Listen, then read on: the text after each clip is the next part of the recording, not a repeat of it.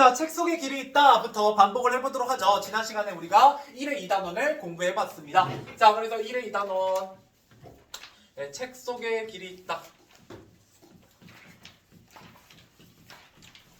뭐 그냥 쳐다보셔도 되고 여러분들이 나름대로 이렇게 찾아보시면서 이렇게 보시면 되고요. 여러분이 이 수업을 들으실 때 기억하셔야 되는 포인트는 뭐가 시험에 나오냐라는 거예요. 그러니까 솔직히 이 단어는 굉장히 쉬운 단어이고요. 내용 별거 없어요. 그러면 제가 해드리는 건 뭐냐? 물론 정리하는 것도 하나이지만 특히 판서를 하면 여러분 되게 공부한다고 착각하거든요. 근데 이거는 제가 정리해온 거, 제가 공부해온 거기 때문에 실제로 여러분들이 얘를 본다고 해서 공부되는 건 아니에요. 착각하시면 절대 안 되고요. 이건 누구 거다? 내 거예요. 너네 게 아니고요. 알겠죠? 그렇기 때문에 여러분 걸로 만드는 시간, 여러분을 만드는 어떤 작업이 필요해요. 알겠죠? 아무튼 그리고요. 두 번째, 제가 이걸 얘기하면서 강조를 되게 많이 드릴 겁니다. 이 부분이 시험에 좀 잘 나와요. 라고 얘기하는 걸 되게 많이 강조를 드릴 거거든요. 그러면 이제 그 부분을 조금 더 내가 기억해야지 라고 생각하시면서 들으시면 좋습니다. 알겠죠? 물론 나중에 4월달이 돼서 다시 반복이 될 때는 그 시험범위에 포함되는 경우에 제가 어떻게 기출문제로 출제가 됐는지 그 제가 강조드렸던 개념이 어떤 식으로 문제로 바뀌는지를 보여드릴 거예요. 그러고 나서 여러분 기출지를 실제로 푸시면 굉장히 쉽다고 느껴지실 겁니다. 알겠죠? 자, 가보도록 할게요. 이게 포인트 첫 번째. 여러분 기억하셔야 되는 거 뭐가 있다? 이건 수필이다 라는 거예요. 그렇기 때문에 수필의 특징에 대해서 공부하셔야 된다라는 겁니다. 수필의 특징은 제가 지난 시간 6개 정도 정리를 안 했니? 했죠? 그래서 자유로운 형식이다, 비전문가의 글이다, 그저 개성이 드러나는 글이다, 경험을 통해서 교훈이나 깨달음을 전달하는 글이다, 뭐 이런 얘기들을 쭉 했었어요. 안 했나? 했죠? 반응이 시원찮으셔서 했었고요. 신변잡기적이다 뭐 이런 얘기 했었어요. 소재가 다양하다 이런 얘기를 했었습니다. 자, 그러고 나면 제가 이 글은 여기에다 플러스 수필인데도 불구하고 굉장히 큰 특징이 하나 붙는다라는 얘기를 했었는데, 자, 이 책 속에 길이 있다라는 글은 뭘 얘기하고자 하는 거예요? 주제가 그죠? 독서의 가치와 중요성이거든요. 독서의 가치에 대한 얘기를 하고자 하는 거예요. 이때 여러분 보고 이 글은 뭐라고 얘기하는 거냐면 그 책을 좀 읽어라 라고 얘기하는 거거든요. 그렇기 때문에 그 책을 읽어라 라는 나의 주장에 뭐를 갖다 댄다? 근거. 그죠? 그래서 여기엔 근거가 들어가게 됩니다.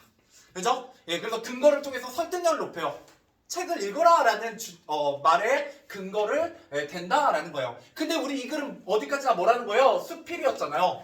근데도 뭐가 있다는 거예요? 근거가 있다는 거죠. 이것도 지난 시간에 제가 강조드렸어요. 그죠? 이게 바로 중학교와 고등학교의 조금의 차이다라는 거예요. 알겠죠? 원래 이건 주장하는 글인데 여기 수필에도 쓰인다라는 거 좀 기억해 두시면 좋겠습니다.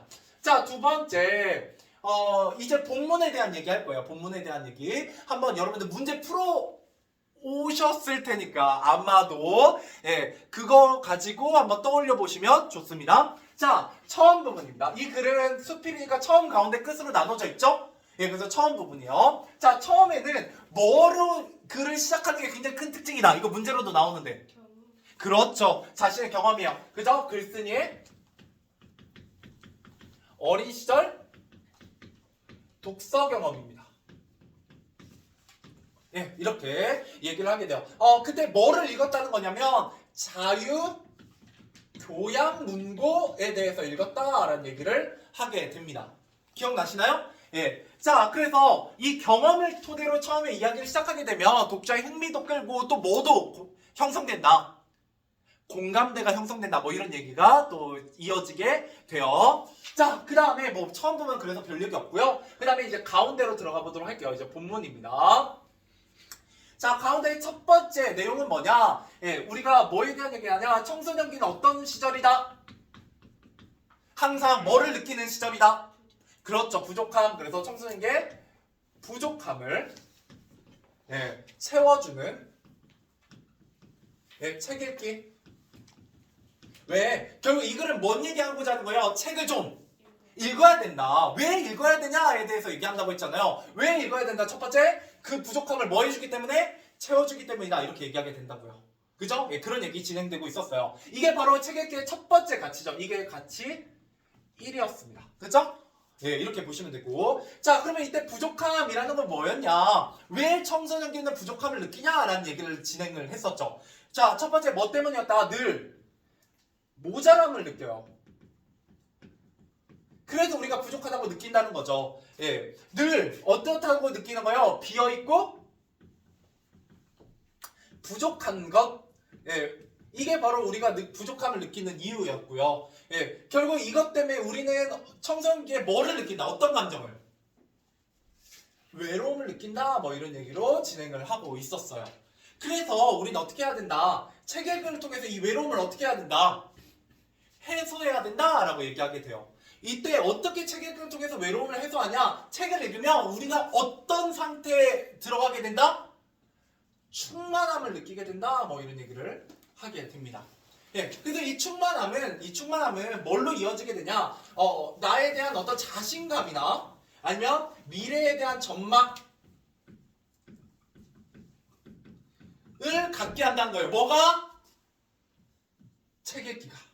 알겠죠? 예, 그러면 이때 책 읽기의 가치 첫 번째 뭐다? 예, 부족함을 채워준다. 어떤 식으로 부족함을 채워주냐? 예, 충만함을 느끼게 한다. 이때 충만함이란 건 예, 자신감이나 미래에 대한 전망을 알 수 있게 함으로써 책 읽기를 통해서 예, 이 부족함을 채워줄 수 있다라고 누가 주장하는 거예요? 글쓴이가 주장하는 거죠. 알겠죠? 자, 이게 이제 첫 번째 파트의 얘기였습니다. 본문 첫 번째 파트, 첫 번째 단락의 얘기였고요. 자, 두 번째 단락으로 가보시면 뭐에 대한 얘기를 하게 된다? 정보에 대한 얘기를 하게 돼요. 정보. 그죠? 예. 이렇게 정보하고 던져드리면 대충 내용은 기억나실 거예요. 그죠? 예. 그래서 정보를 어떻게 하는 읽기? 가치 있게. 예. 만들 안목과 예. 능력을 예. 길러주는 읽기. 책 읽기에 대한 얘기를 하게 되죠. 기억나시죠? 예, 그래서 이런 얘기를 하면서 이 정보라는 게 결국 뭐냐면 이게 이제 같이 두 번째인데, 그죠? 이게 바로 이 정보는 뭐에 대한 특징이다? 인터넷 시대의 예, 특징이 나타난다. 뭐 이런 얘기로 예, 이어지게 되죠. 자, 이랬을 때 인터넷 시대의 특징으로서의 정보들은 두 가지 정도의 특징을 가지게 돼요. 첫 번째는 이 정보가 어떻다는 거예요? 너무 많다는 거죠. 그래서 우리 그걸 뭐라고 얘기했었어요? 정보의 바다다 뭐 이런 얘기를 하고 있었고요. 그 다음 두 번째, 자, 정보라는 건 이제 너무 많기 때문에 특정인이 독점할 수 있다 없다? 없다라고 얘기했었어요. 이거가 뭐랑 연결되냐면 정보 혁명이라는 말로 나오게 됩니다. 같은 걸 읽었는데 되게 다르게 읽은 것 같죠? 그죠? 예. 왜냐면 이렇게 안 하면 솔직히 말하면 저도 이 단원이 이렇게까지 할 필요가 별로 없는 단원이기도 해요. 그래서 솔직히 그냥 넘어가도 되는데요. 예, 그냥 넘어가면 문제는 뭐냐면 여러분도 같이 그냥 넘어가게 돼서 여러분들이 기억 속에 아무것도 안 남아요. 내가 뭘 공부했지? 라는 걸 잘 모르시기 때문에 여기서 이제 여러분들이 좀 챙겨가야 되는 것은 결국 책 읽기에 대한 가치, 책 읽기의 근거이기 때문에 이런 근거들을 혹시나 좀 놓치시면서 읽으셨다면 그래 이 글은 이런 거 얘기하려고 쓴 글이구나 라는 걸 다시 한번 확인해 보시면 되게 좋습니다. 알겠죠? 자, 그 다음에 정보의 바다 얘기하면서 얘는 뭐다? 어떤 수많은 정보가 있다는 거죠. 근데 이 정보가 그 자체로는 가치가 있다 없다? 그 자체로는 가치가 전혀 없는 거다 이런 얘기를 했었고요. 그죠? 그 다음 두 번째, 정보혁명이라는 건 뭐다? 특정인의 정보 독점이 가능하다 불가능하다? 예, 정보 독점도 안 된다 이런 얘기를 했었죠. 그죠? 그렇기 때문에 우리는 뭐를 통해서 이 책 읽기를 통해서 뭐를 길러야 된다? 안목과 능력을 길러야 된다라고 얘기하게 되는 거예요. 여기까지 이해되셨죠? 자, 그러면 이때 안목과 능력을 기른다라는 건 뭐냐? 당연히 얘랑 연결해서 또 두 가지 얘기를 하게 돼요. 그죠? 자, 그래서 뭘 하게 되냐? 첫 번째, 수많은 정보 가운데 정보 중에 뭐를 골라내는 능력이 있어야 된다? 의미 있는 것을 골라내는 눈이 필요하다라는 거죠. 이 눈이 결국 뭐가 되는 거예요? 안목에 대한 얘기가 되는 거죠. 그죠? 예. 그러고 나서 두 번째, 뭐에 대한 얘기를 하게 된다. 자, 이렇게 특정인의 정보를 독점하지 못하고 수많은 정보가 그 자체로 가치가 없다면 어떻게 해야 된다는 거예요? 그 가치 있는 것을 골라낸 다음에. 그렇죠. 엮어내는 게 중요하다라는 거예요. 그래서 무관한 것을 뭘로? 유관한 것으로 뭐 할 수 있어야 된다. 예, 엮어낼 수 있어야 된다는 거죠. 그죠? 엮어내는 능력이 필요하다는 거예요. 그죠? 이렇게 엮어내면 결국 이걸 통해서 세 번째 결론이죠. 자, 뭐를 창조할 수 있다? 가치 있는 지식을 창조할 수 있는 능력. 예, 창조하는 능력을 갖게 된다는 거예요. 뭘 통해서? 책 읽기를 통해서죠. 그죠? 결국 이 얘기 계속 하는 거예요. 이 얘기 계속 하는 겁니다. 자, 여기까지가 두 번째 가치에 대한 얘기예요. 됐죠? 예, 대충. 예. 왜냐면 제가 그 일주일에 한 번씩 수업이기 때문에 본문을 또 읽는 건 너무나 좋지 않은 행동이잖아요. 그죠? 예, 그렇기 때문에 이런 식으로 한번 정리를 좀 해드릴 겁니다. 자, 이래야 시간도 아껴지고, 예, 그래도 여러분들이 나름대로 뭔가 좀 공부하고 있는 것 같아. 뭔가 좀 그냥 책만 읽는 수업은 아니야 라고 좀 생각을 하실 것 같아서 나름대로 열심히 준비해왔어요. 자, 이제 세 번째 가치입니다. 이제 가치 3이죠. 자, 세 번째 가치는 뭐에 대한 얘기냐라고 하면 혹시 세 번째 단락은 뭐에 대한 얘기하고 있어요? 내가 책을 읽으면 간접 경험을 통해서 거기에 등장하는 여러 인물들을 이해함으로써 어떻게 된다? 예, 공감 능력이 생기게 되고 성숙한 시민이 된다. 뭐 이런 얘기가 나오게 돼요. 예, 그걸 한번 정리해 보도록 하죠. 자, 결국 가치 세 번째는 뭐냐? 예, 문학 작품을 통해, 그죠? 문학 작품을 통해 우리 뭐가 될 수 있다? 성숙한 시민으로 성장할 수 있다라는 얘기예요. 성숙한 시민, 이게 이제 키워드가 되죠. 자, 이랬을 때 우리는 특히 여러 책 중에서도 뭐를 읽어야 된다? 문학을 읽어야 된다. 이렇게 얘기하게 돼요. 그래서 문학을 뭐라고 얘기하게 되냐? 첫 번째 문학에 대한 얘기를 하게 되는데 문학은 크게 두 가지로 비유되고 있어요. 첫 번째, 그렇죠. 언어로 이루어진, 언어로 지은 상상의 집 이라고 얘기하고 있고요. 그러면 이 상상의 집의 원관념이 문학이다라는 거 알고 계셔야 돼요. 항상 비유가 쓰였을 때 특히 제1고 기출문제거든요. 이게 비유는 그래서 원관념과 보조관념 연결해 주실 수 있어야 되고요. 그다음 문학은 간접 경험을 가능하게 한다는 거죠. 그래서 이 간접 경험을 통해서 뭐를 하게 된다? 타인에 대한 이해를 하게 만들어줘요. 이 타인에 대한 이해를 하게 되면 어떻게 된다고요? 우리가 성숙한 시민이 되더라. 이렇게 얘기를 하고 있습니다. 자, 여기까지가 이제 본문 내용이었어요. 자, 이러고 나면 조금 뒤에 한 단락이 남아요. 가운데 부분에 한 단락이 남거든요. 그 한 단락에서 시험에 나오는 내용이 좀 있습니다. 뭐가 있냐? 어느 부분이냐면 여러분이 책을 읽는 것은 어려운지 압니다. 뭐 시간도 없고 재미도 없고 뭐 이런 얘기 하잖아요. 그렇죠. 그래서 그 부분에 시험에 나오는 포인트는 항상 이런 비문학은 내용은 당연히 알고 계셔야 되고 서술 방식이 시험에 잘 나옵니다. 근데 그 서술 방식과 관련해서 잘 나오는 단락이 바로 이 단락이에요. 본문의 마지막 단락, 본론의 마지막 단락. 그래서 예상되는 반론이 쓰입니다. 예상되는 반론. 그래서 예상되는 반론을 얘기해놓고 내가 그걸 다시 한번 반박하죠. 그죠? 그리고 또 뭐가 쓰이고 있냐면 대조가 쓰여요. 대조가. 이때 대조는 밑에서 설명할게요. 그 다음에 마지막 내가 묻고 내가 대답하는 뭐가 쓰인다? 자문자답이 쓰입니다. 그래서 만약에 이 단락이 딱 해서 나오면 보통 여기서 시험이 많이 나와요. 그래서 여러분 시험 포인트를 알고 있으셔야 조금 내가 이걸 공부해야 되는 거구나 라는 걸 좀 체득하실 수 있을 거예요. 이런 부분이 조금 중학교랑은 다른 부분이에요. 중학교는 약간 이렇게 접근하는 느낌이 아니긴 하죠. 그죠? 자, 그래서 이때 대조라는 건 이 글에 이렇게 나와 있어요. 하기 쉬운 일과 그죠? 뭐 게임, TV 보기 뭐 이런 거 얘기를 했었고요. 뭘로 대조를 이룬다? 어렵고 부담스러운 일. 이게 바로 뭐다? 독서라는 거죠. 책 읽기라는 거죠. 예, 그래서 이 글쓰기도 알아요. 이게 어렵고 부담스러운 일이야. 하지만 이걸 해야만 두 가지 좋은 점이 있어 라고 얘기하게 돼요. 하나는 뭐가 잘한다? 예, 정신의 키가 잘한다. 그죠? 이것도 비유예요. 그죠? 키도. 예, 그 다음에 두 번째, 시간을 그렇죠. 생산적으로 보내게 해. 그죠? 예, 그러니까 책을 읽어야 돼. 하기 쉬운 일만 해서는 사람이 발전할 수 없어 라고 얘기하게 되는 겁니다.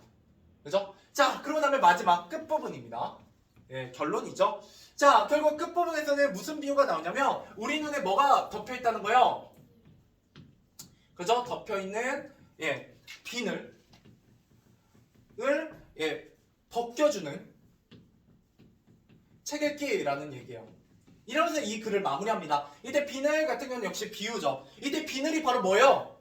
나의 눈을 가리는 경험, 그죠? 혹은 편견, 혹은 이미 알고 있다는 생각.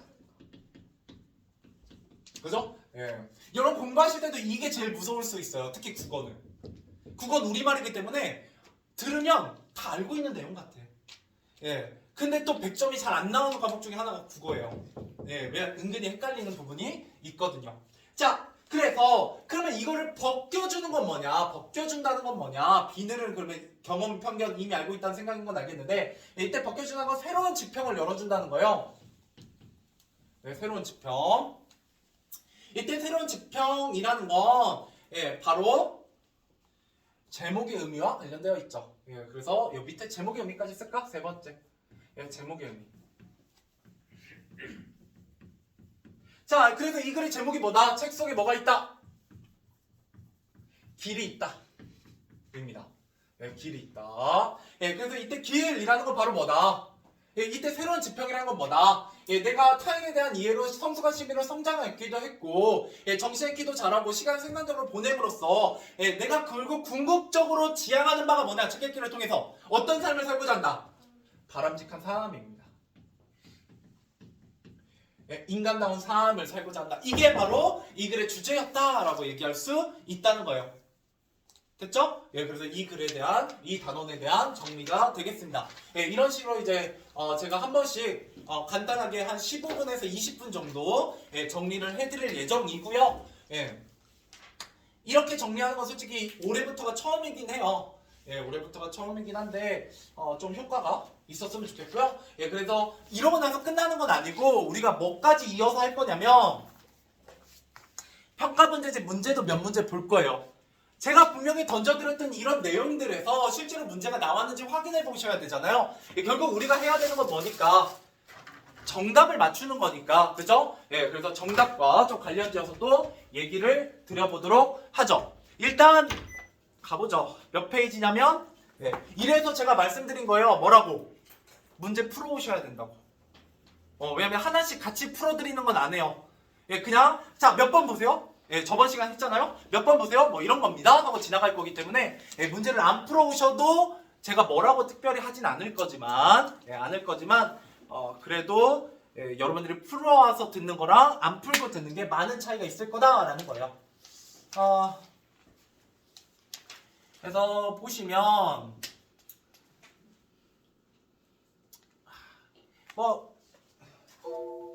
네. 한번 영상 오늘은 찍고 있으니까 좀 띄워놓고 보죠. 원래는 안 띄워놓고 볼 건데 빠지신 분이 있어서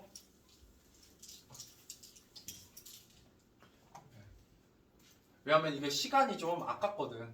굳이 띄워놓고 볼 필요가 없어요. 여러분들 일단 21페이지 예, 보도록 하죠. 21페이지 어려워서 보는 게 아니에요. 어려워서 보는 게 아니라 실제로 어떤 식으로 문제가 예, 바뀌어서 나오는지를 좀 확인해 보려고 하는 거니까요.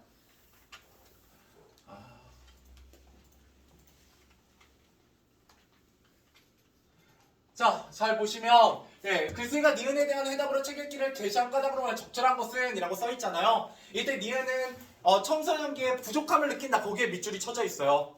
그죠? 이게 단락별로 물어보고자 하는 바가 있다고요. 예, 그래서 그렇게 하고 나면 그죠? 경제적 뭐 이런 거 아니라 예, 뭐에 대한 얘기를 하고 있다. 충족 아니고 그죠? 새로운 것을 쏟아내기 때문이다. 뭐 이렇게 얘기하게 되죠. 그죠? 그래서 항상 이거 다음에 그래서 뭐까지 이어져야 된다. 이런 것을 채워주는 데서 끝나는 게 아니라 이거를 책 읽기를 통해서 어떻게 해야 된다. 충만해지고 자신감이 생기고 미래에 대한 전망을 얻게 됨으로써 부족함을 채울 수 있다라는 얘기라는 걸 확인해 보시면 좋겠습니다. 여기서 그래서 크게 해줄 게 없어. 그 다음에 3번 같은 경우는 우리 정보 파트. 그죠? 정보 단락에 대한 문제가 나오는 거죠. 그래서 정보 단락에 대한 문제가 이렇게 나오는 거고 뭐 해줄 게 없어요. 그 다음에 넘어가셔서 24페이지 1번입니다. 이거는 좀 해볼 필요가 있죠. 그래요. 자, 여기에 보시면 제가 뭐라고 했어요? 제일 첫 번째 뭐의 특징이 나온다? 수필의 특징이 나온다. 수필의 특징이에요. 그죠? 그래서 보시면 일단 회고적이다. 이때 회고라는 거는 뭐를 떠올린다는 거예요? 과거를 떠올린다는 거죠. 과거를 떠올리는 거 수필에 대한 설명을 맞다 틀리다. 맞다. 왜? 자신의 경험을 쓰는 거니까. 내 경험이란 건 과거의 경험이니까 이렇게 되는 거고요. 교훈이란 말 수필에 항상 따라오죠. 근거라는 말 당연히 따라오고요. 그죠? 자유롭게 표현하는 거. 그죠? 자유로운 형식. 이런 얘기하고 관련이 있는 거고요. 자, 자문자다. 아까 어디에 있다고 했어요? 예상되는 반론을 얘기하는 그저 본론의 끝부분에, 본문의 끝부분에 있다고 얘기를 했었죠. 이렇게 해서 시험에 나오는 거예요. 그죠? 물론 정답은 너무 쉽지. 해악이란 말은 이 글에 어울리지 않으니까. 그죠? 그 다음에 2번도 볼게요. 2번, 3번까지 쭉 이어서 볼게요. 자, 2번 같은 게 내용 일치 문제입니다. 내용 일치 문제. 정답은 어렵지 않아요. 그죠? 정답은 어렵지 않지만 이것들이 다 내용을 정리하는 내용들이고요. 뭐 달리가 틀려서 그렇지만 보시면 성숙한 시민, 그죠? 가치 있는 지식 창조, 그죠? 그 다음에 엄청난 양의 정보, 특정인이 독점할 수 없는 거, 그죠? 그 다음에 이건 당연히 맞는 거겠고 이런 얘기들, 그죠? 제가 아까 정리했던 키워드들이 그대로 반복돼서 들어가 있잖아요. 그래서 이 내용이 좀 많은 것 같지만 실제로 나오는 내용은 좀 정해져 있어요. 이런 내용들은 고등학교 1학년 때는. 자, 그 다음에 3번 역시 청소년기 또 나오죠? 은근히 청소년기에 대한 문제가 굉장히 자주 반복돼서 나온다라는 걸 알 수가 있습니다. 그죠? 알 수가 있고 모두 좀 잘 나온다. 5번 같은 거 물론 중요하고 되어 있기도 하지만 결국 정보에 대한 거, 그죠? 정보에 대한 것도 굉장히 문제에서 자주 물어보는 파트이다라는 거 역시 확인해 볼 수가 있습니다. 그죠? 그 다음 8번. 8번은 진짜 봐야 되는 문제죠. 이런 문제가 좋은 문제예요. 이런 문제가 그냥 고등학교 난이도 문제입니다. 그래서 이런 문제를 푸실 때는 맞았어 하고 지나가는 게 아니라 왜 이런 보기들이 나와 있는가를 실제 본문 안에서 찾아보시는 연습을 좀 하셔야 됩니다. 자, 무슨 말이냐? 얘가 서술 방식에 대한 문제거든요. 서술 방식 문제가 여러분들을 괴롭히는 가장 대표 유형 중에 하나입니다. 솔직히 이 단어 진짜 쉽거든요.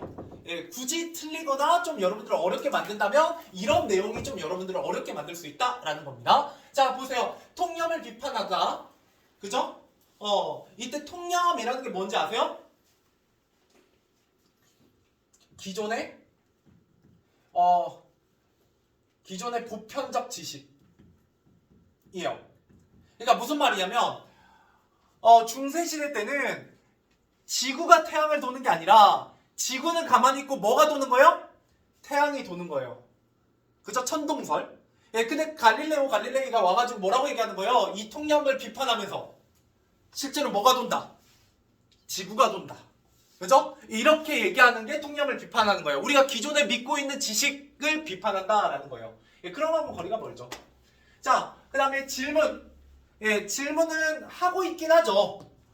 질문 근데 어떤 형식으로 이루어지고 있어요? 자문자답이잖아요. 자, 자문자답은 독자의 동의를 유도할 필요가 없죠. 내가 북치고 장구치니까요. 그죠? 그래서 이게 거리가 멀고요. 수치 당연히 안 나오고요. 그죠? 말은 되게 쉬워. 정답은 되게 쉬워요. 정답은 되게 쉽고. 혹시 시의성이라는 말 혹시 들어본 적 있어요? 이건 이제 시기적절한이라고 여러분들을 받아들이시면 되고요. 보통 이런 거는 뭐에 대한 얘기냐면 여러분들 지금 배우는 이 수필은 무슨 수필이라고 얘기하냐면 경수필이라고 얘기하거든요. 근데 이런 화제에 대한 어떤 시의성 있는 시사적 문제를 다루는 건 우리가 중수필이라고 해요. 뭐 이거는 뭐 깊이 들어갈 필요는 없고 혹시 중수필을 알고 계신 분만 그런 거 설명할 때 나오는 내용이다 라고 보시면 되겠습니다. 자, 그 다음에 몇 번으로 가보시냐면 11번 가보죠. 11번. 그죠? 그래서 여기에도 또 나와요. 예상되는 반박. 그죠? 예상되는 반박. 뭐 이런 얘기 나오고 있고요. 격언. 뭐가 격언이에요? 격언. 뭐가 격언인데 여러분들이 이거를 정답으로 안 골랐어요? 그렇죠. 책 속에 길이 있다죠. 이렇게 근거를 댈 줄 알아야 돼요. 그냥 아닌 것 같아. 뭐 잘 모르겠지만 아니긴 아니니까 뭐 너무 3번이 너무 뚜렷하니까 정답으로 이렇게 하고 정답을 고르시는 게 아니라 지금은 그래도 공부하는 단계고 난이도가 좀 쉬운 문제니까 조금 더 내가 확실하게 짚고 넘어가시는 게 좋다고요. 알겠죠? 그 다음에 여기 구어적 표현 나왔죠? 구어적 표현 이런 거 챙겨가시는 거예요. 왜? 그럴 수밖에요. 이런 것들이 요자를 쓰고 있잖아요. 이런 요자를 쓰게 되면 아무래도 좀 딱딱한 느낌보다는 부드러운 느낌이 친근한 느낌을 주는 구어적 표현이 되겠습니다. 그 다음에 비유 되게 많이 쓰이고 있죠? 비유. 그래서 결국 주제인 책 읽기의 효용성이라는 주제를 강조하기 위해서 비유가 쓰인 거다 이렇게 얘기할 수 있는 거죠. 됐죠? 넘어가 보도록 하죠. 그 다음에 마지막 뭐 이건 안 봐도 되긴 하는데 13번 기억은 책 속에 길이 있다잖아요. 그래서 아까 길이 뭐라고 했어요? 파란색과 3 그죠? 이래서 정답이 1번이 되는 거죠. 그래서 이런 식으로 확인하시면 되는 문제였고요. 4번 5번 보고 넘어가야겠네요. 29페이지입니다. 29페이지. 자, 29페이지 4번. 속담을 활용하여 기억에 대한 답변을 한다고 할 때 가장 적절한 것은 이라고 되어 있네요. 여러분들 기억해 보시면 흩어져 있고 넘쳐나고 흘러다니는 정보를 가치 있게 만드는 것. 이거 어떻게 해야 된다는 거예요? 무관해 보이는 것을 유관한 것으로 뭐 해야 된다? 엮어내야 된다. 엮어서 뭐 해야 된다? 새로운 지식으로 창조해낼 수 있어야 된다. 뭐 이렇게 얘기하고 있죠. 그래서 엮어서 창조한다라는 내용이 좀 어울리는 속담은 뭐가 돼요? 5번이죠. 구슬이 서말에도 꿰어야 보배다. 그러니까 이게 무슨 말이냐면 구슬이요. 한 3-4개밖에 없더라도 그냥 구슬을 따로 놓으면 얘네는 보물이다 아니다. 아닌데 얘네들을 어떻게 하면 이렇게 꿰어가지고 그죠? 일종의 목걸이처럼 이렇게 꿰면 그 순간 얘가 뭐가 된다는 거예요? 가치가 생긴다라는 뜻이에요.